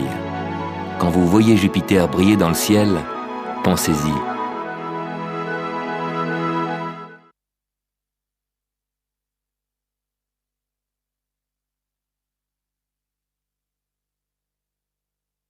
Nous sommes ici. Nous parcourons en ce moment l'étape qui nous mène à l'équinoxe d'automne, que nous atteindrons dans moins d'1 mois. La Terre nous fournit la mesure du temps. Un jour, c'est une rotation complète de la Terre autour de son axe. Un an, c'est la durée du voyage de la Terre autour du Soleil. L'année a 365 jours. Mais 365, c'est un trop grand chiffre pour compter les jours. Surtout pour nos ancêtres qui émergeaient tout juste des cavernes et prenaient conscience du temps qui passe. Il leur fallait un calendrier simple et évident. La Lune a fourni aux hommes une mesure de temps qui, depuis des millénaires, régit notre vie de tous les jours. La Lune tourne autour de la Terre en 28 jours, en 4 quartiers de 7 jours, 4 semaines. C'est le seul astre qui change d'aspect de jour en jour.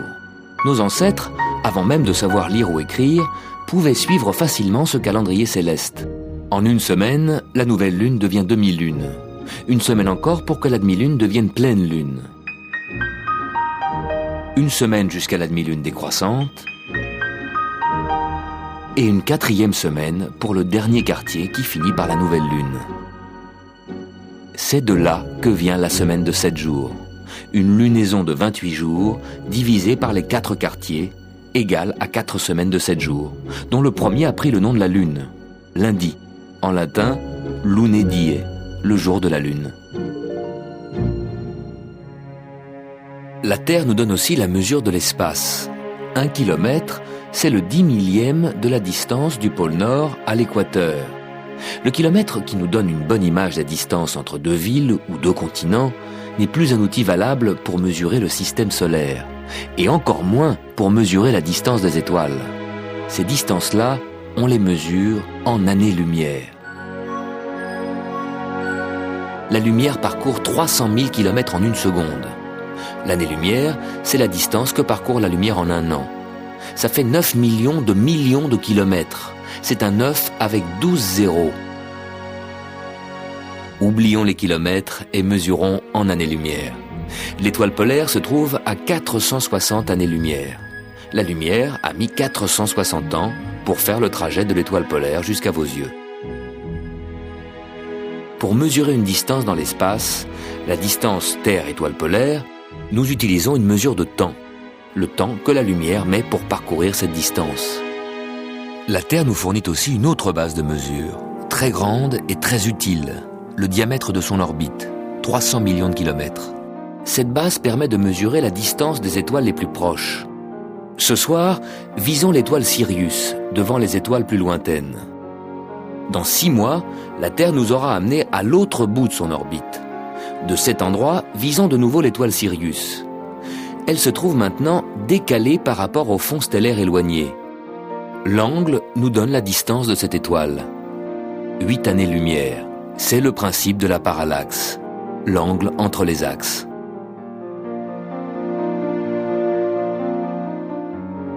En visant cette autre étoile, Murzine, et en la visant 6 mois plus tard, nous voyons un angle plus petit. Murzine est plus éloigné, 150 années-lumière.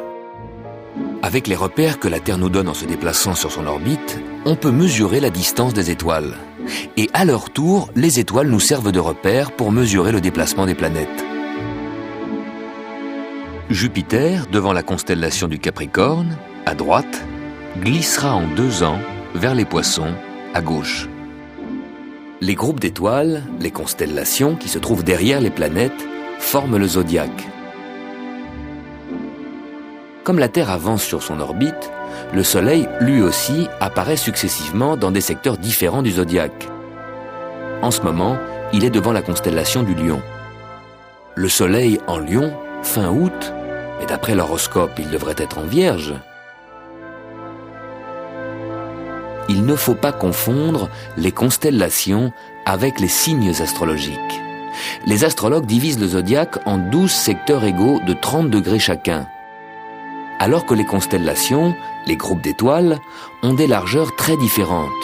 Le Lion occupe un secteur de 35 degrés. Le secteur du Cancer n'est que de 9 degrés.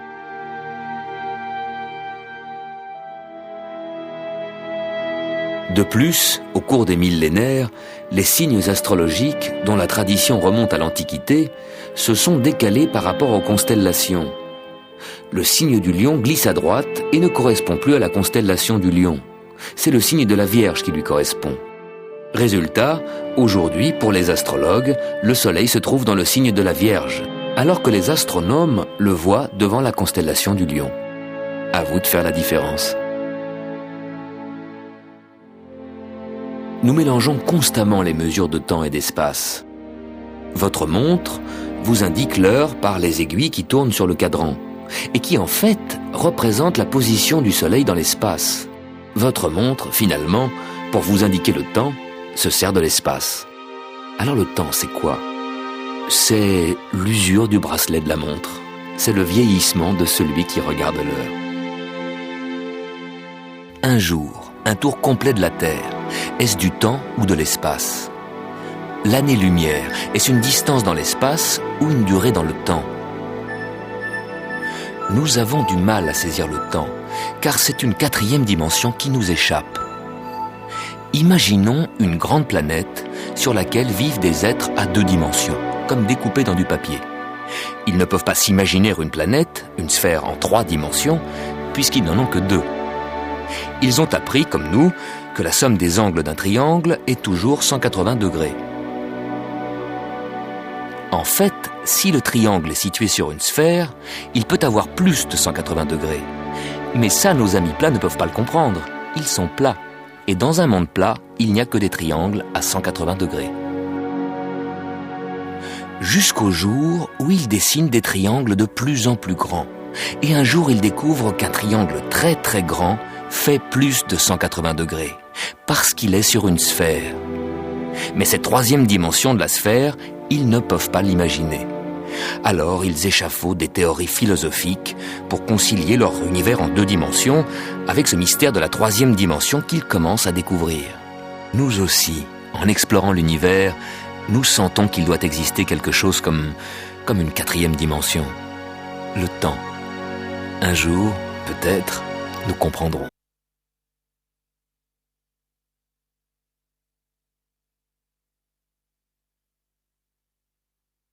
Nous sommes ici et nous atteindrons la station Équinoxe dans un peu plus de 2 semaines. Quand la Lune rejoint l'axe Terre-Soleil, c'est la nouvelle Lune. Et 2 fois par an, cet alignement peut provoquer une éclipse solaire. La Lune a une ombre qui se projette dans l'espace et qui chaque mois passe au ras de la Terre, juste au-dessus ou en dessous. L'ombre de la Lune ne touche pas la Terre, car la Lune tourne sur une orbite légèrement inclinée par rapport à l'orbite de la Terre. L'ombre de la Lune passe donc au-dessus ou en dessous de la Terre. Mais 2 fois par an, la Lune arrive à une position qui permet un alignement parfait Soleil, Lune, Terre. L'ombre de la Lune frappe la Terre, cache le Soleil, c'est l'éclipse solaire.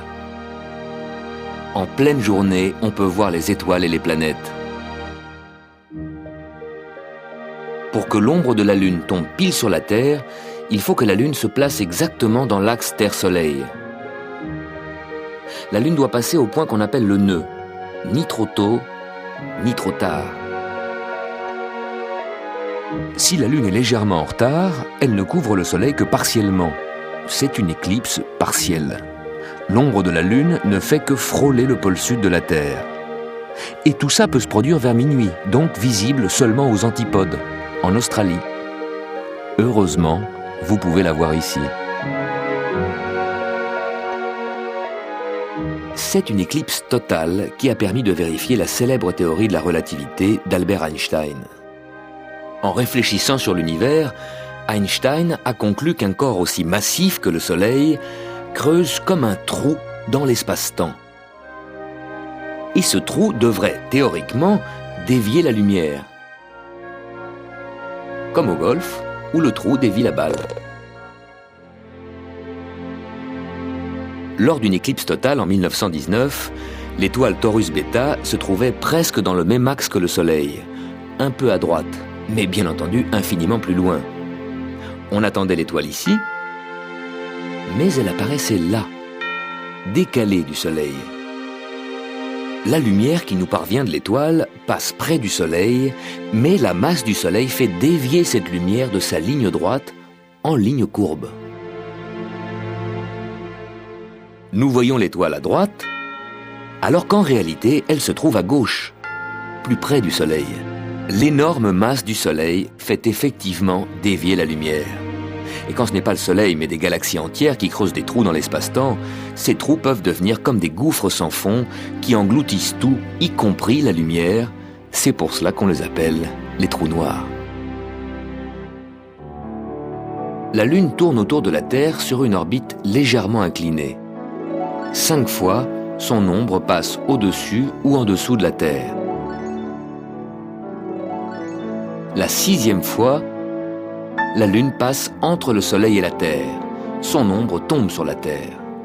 À chaque 6e tour de la Lune, donc tous les 6 mois, il y a quelque part sur la Terre une éclipse du Soleil.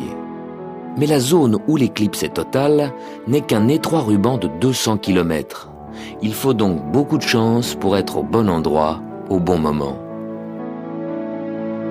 Mais 2 semaines avant ou après une éclipse solaire, vous pouvez voir une éclipse de la Lune. C'est plus facile.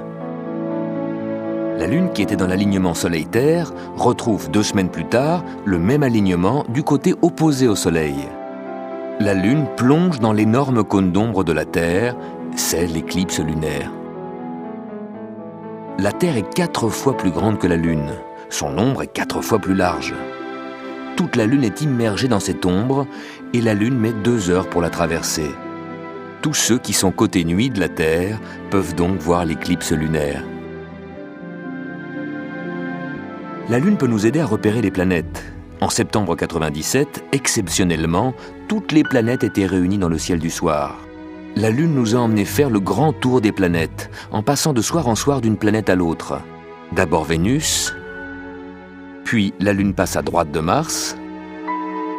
Le lendemain, elle dépasse Mars. Un jour plus tard, grossie en demi-lune, elle passe au-dessous de Pluton, invisible sans télescope, mais que nous vous montrerons ici. Puis la Lune passe dans l'axe de Neptune et Uranus, pour arriver 2 jours avant la pleine Lune à sa conjonction avec Jupiter. Durant ces 10 jours, la Lune parcourt le tiers de son orbite autour de la Terre. En visant la Lune, vous pouvez situer les différentes planètes qui se trouvent dans la même direction, mais des milliers de fois plus éloignées que la Lune.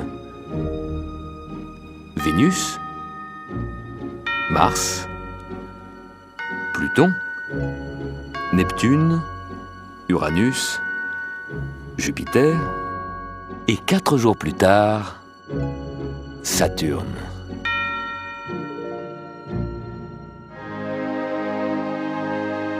La Lune, en rencontrant les différentes planètes, vous révèle la géographie du système solaire, en commençant par Vénus.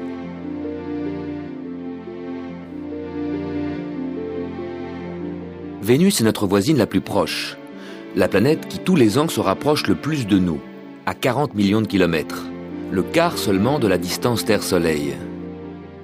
Vénus est notre planète sœur, elle est de la même taille que la Terre. La moitié de la Terre est recouverte de nuages. Vénus est totalement enveloppée par une épaisse couche de nuages blancs qui nous cache le sol vénusien en permanence. Les radars de sondes spatiales nous ont permis de visualiser ce qu'il y avait sous ces nuages. Un sol accidenté, des montagnes de 10 000 mètres d'altitude, des volcans, pas d'eau, un environnement hostile très chaud, 480 degrés, une atmosphère très dense, composée de gaz carbonique, qui exerce une pression 100 fois plus grande que l'atmosphère de la Terre. L'atmosphère de Vénus tourne rapidement et provoque des vents de 300 km/h. Sous les nuages, Vénus tourne très très lentement et en sens inverse. Puis la Lune est passée de Vénus vers Mars.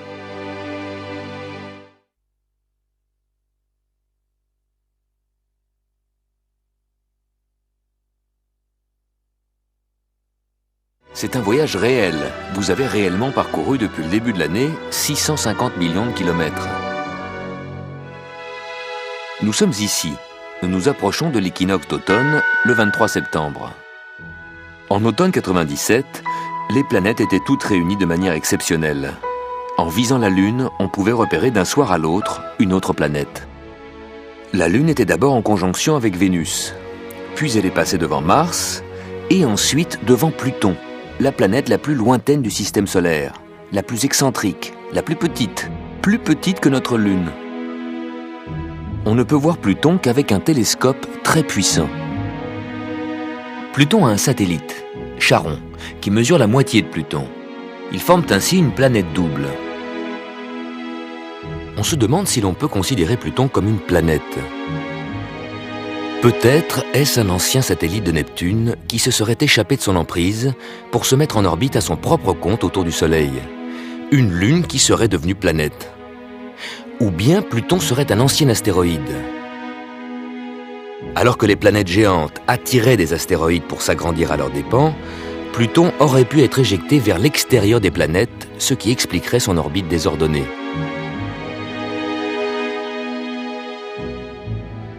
Parmi les planètes, Pluton est un cas à part. Alors que la Lune apparaissait juste au-dessus des autres planètes, elle passe bien en dessous de Pluton. Car l'orbite de Pluton est très inclinée.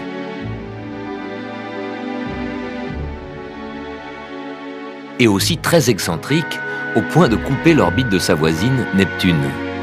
En ce moment, Pluton, la petite planète à droite, circule à l'intérieur de l'orbite de Neptune, la planète bleue, en haut à gauche. Ce n'est donc pas Pluton, mais Neptune qui actuellement est la planète la plus éloignée du Soleil. Dès l'an 2000, Pluton croisera de nouveau l'orbite de Neptune et l'ordre normal sera rétabli pour les 2 siècles à venir. Pluton et Neptune risquent-ils de se percuter ? Neptune est une grande planète, 4 fois plus grande que la Terre. Mais Pluton a survécu, car elle est en résonance avec Neptune. Leurs mouvements s'accordent de manière à les tenir toujours à distance. Tous les 500 ans, Neptune dépasse Pluton, mais à ce moment-là, Pluton se trouve toujours suffisamment éloigné de Neptune. Le destin des astres est lié à l'équilibre subtil de la mécanique céleste. Mais on ignore si un jour, Pluton, petite planète excentrique, déviera sur une nouvelle orbite imprévisible.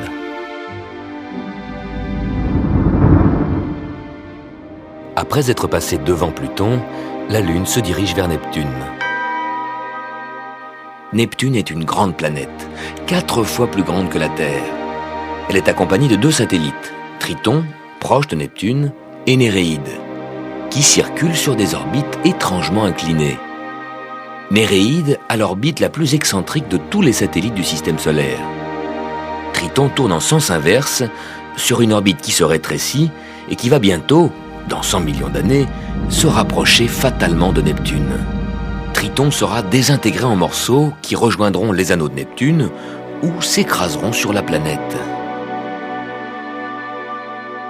Nous sommes loin de la vision médiévale d'un univers symétrique, fait de sphères et de cercles parfaits et immuables. Puis la Lune, dans son périple, s'approche de son alignement avec Uranus. Uranus est 2 fois plus éloigné du Soleil que Saturne. 20 fois plus éloigné du Soleil que nous. À cette distance, Uranus se distingue à peine des étoiles qui l'entourent. Uranus apparaît donc comme une petite étoile. Sur les cartes du ciel du XVIIIe siècle, cet astre était indiqué comme une étoile de la constellation du Taureau. En 1781, un astronome amateur, William Herschel, en observant la constellation des Gémeaux, remarqua un astre qui normalement ne devait pas s'y trouver. En continuant ses observations, il constata que l'astre se déplaçait très lentement dans le même plan que les planètes et qu'il venait précisément de la constellation du Taureau. Cette petite étoile était en fait une planète. Herschel avait découvert Uranus. On a mis des siècles pour découvrir qu'Uranus n'était pas une étoile fixe, mais une planète qui bouge. Et encore des siècles pour découvrir qu'Uranus est la seule planète du système solaire dont l'axe est couché sur son orbite. Parfois Uranus roule en avant comme un ballon, puis de l'autre côté de son orbite, elle avance à reculons. Uranus met 84 ans pour faire un tour complet du Soleil. Avec son axe couché et toujours orienté du même côté, les jours sur Uranus durent 42 ans. Et les nuits, 42 ans. Et les saisons également, 42 ans d'été et 42 ans d'hiver. Les étoiles rayonnent de la lumière. Uranus est une planète, elle ne rayonne pas. Elle ne fait que refléter la lumière du Soleil. Vu d'Uranus, le Soleil est 20 fois moins lumineux. La lumière qu'elle nous renvoie est donc très faible. Et d'Uranus, comment voit-on la Terre ? Pas du tout. Trop près du Soleil, la Terre disparaît dans son rayonnement. En progressant sur son orbite autour de la Terre, la Lune nous présente tous les soirs une partie plus grande de sa moitié éclairée par le Soleil. Elle reflète de plus en plus de lumière vers la Terre. Le clair de lune augmente de soir en soir. La pleine lune est 20 fois plus lumineuse que le premier petit croissant. Autour de la pleine lune, on ne voit plus d'étoiles. Le seul astre qui reste visible à proximité de la Lune, c'est Jupiter, la plus grande des planètes. C'est ce qui arrive quand la Lune est en conjonction avec Jupiter. Mais parfois, la Lune, en progressant sur son orbite, avant d'arriver à son alignement avec Saturne, rencontre quelque chose. Comme une ombre. Et oui, c'est l'ombre de la Terre qui se projette dans l'espace. Tous les mois, la Lune passe dans ce secteur. 5 mois sur 6, elle passe au-dessus de cet énorme cône d'ombre, ou en dessous. Mais tous les 6 mois, la Lune traverse l'ombre de la Terre. C'est l'éclipse lunaire. Vous la verrez sur votre écran la semaine prochaine.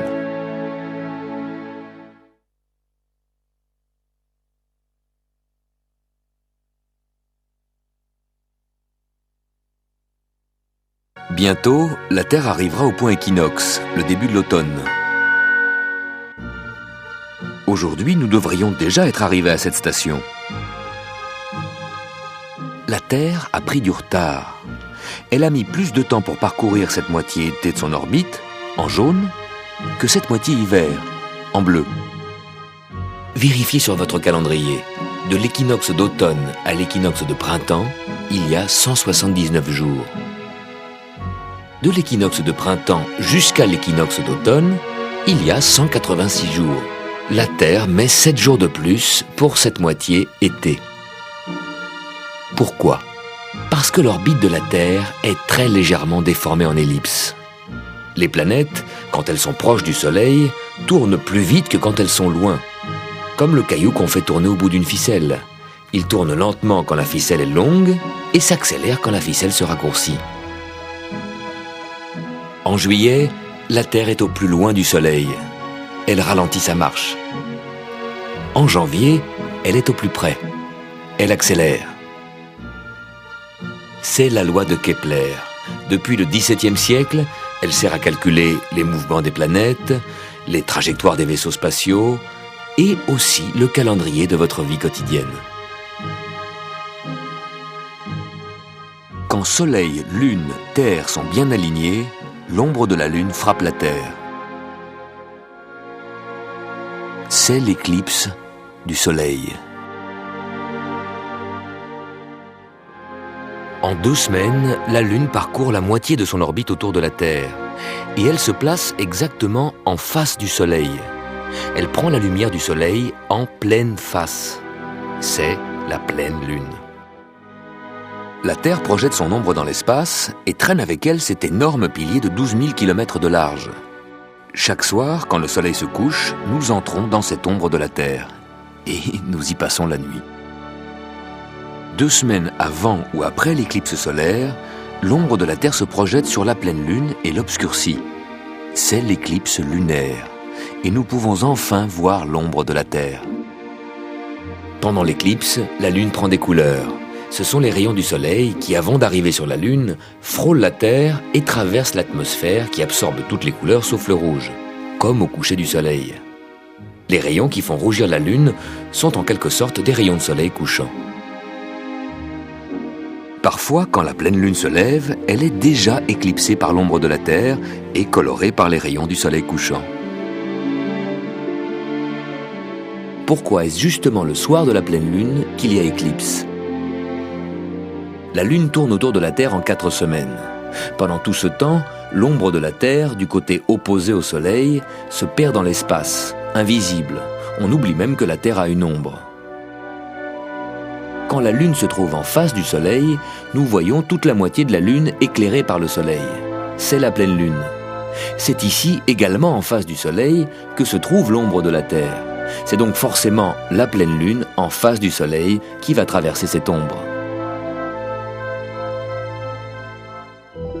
Le Soleil est plus grand que la Terre. Cela donne une zone d'ombre entourée d'un anneau de pénombre.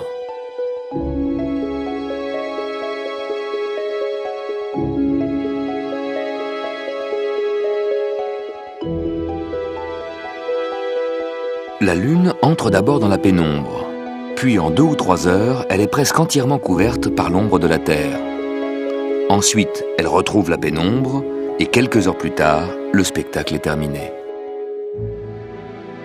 Pour achever le grand tour planétaire commencé la semaine dernière, voici ce qui se passe quand la Lune s'aligne avec Saturne. La veille de l'alignement, la Lune est à 4 doigts à droite de Saturne. Les 2 astres traversent le ciel côte à côte. Pendant la nuit, la Lune, qui avance sur son orbite autour de la Terre, semble se rapprocher encore de Saturne. À l'aube du lendemain matin, la Lune n'est plus qu'à 2 doigts de Saturne. La différence de 2 doigts entre le soir et le lendemain matin, c'est la distance que la Lune a parcourue sur son orbite pendant la nuit, 30 000 km. Vous pouvez les voir au bout de vos 2 doigts. La Lune tourne autour de la Terre pendant que la Terre avance sur son orbite. Mais la trajectoire de la Lune s'étire en longueur car la Terre avance très vite. Cette nuit, pendant que la Lune a fait ses 30 000 km autour de la Terre en a fait presque 1 million sur son orbite, en emportant la Lune avec elle.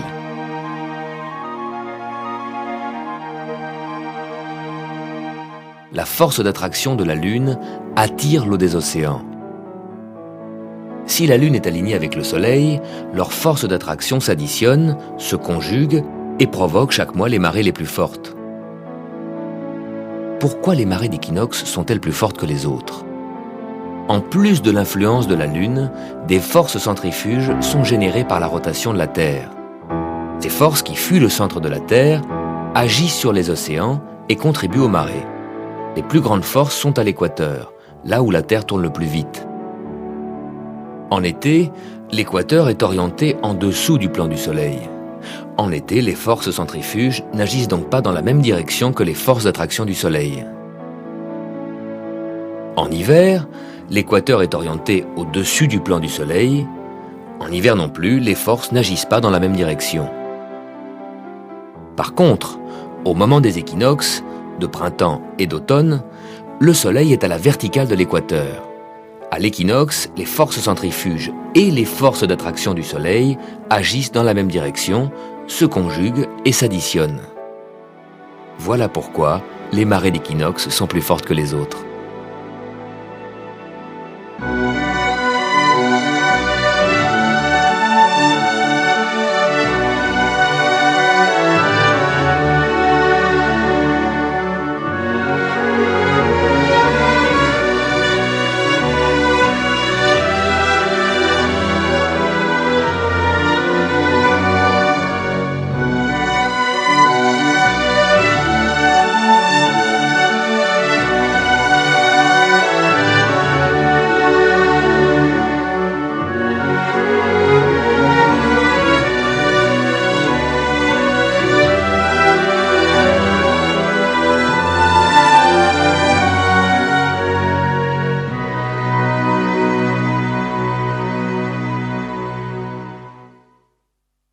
On la voyait donc, à son passage près de la Terre, un peu au-dessus de l'endroit où le Soleil s'est couché.